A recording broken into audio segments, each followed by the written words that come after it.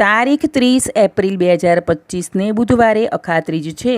વૈશાખ માસના શુક્લ પક્ષની ત્રીજને અખાત્રીજ કહે છે, જેને અક્ષય તૃતીયા કહે છે.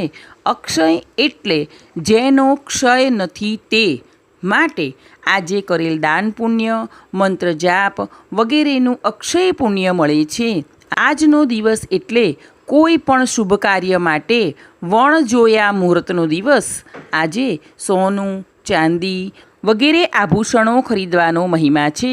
ગૃહપ્રવેશ, નવા કારની શરૂઆત, લગ્ન કે સગાઈ માટેનો પણ મહત્વનો દિવસ છે. આજે પાણીથી ભરેલો માટીનો ઘડો, પંખો, છત્ર, કપડાં વગેરેનું દાન કરવામાં આવે છે. દરેક લોકો આજના દિવસે સોનું કે ચાંદી ખરીદી શકતા નથી. તેઓ જવની ખરીદી જરૂરથી કરે.